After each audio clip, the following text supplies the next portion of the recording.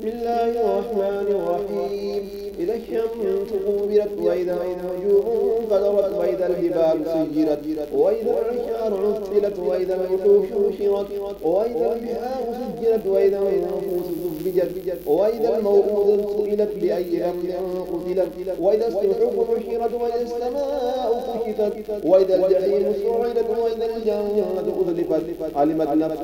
ما أحضرت فلا أقسم بالخنس الجوار الكنس والليل إذا عسعس والصبح إذا تنفس إنه لقول رسول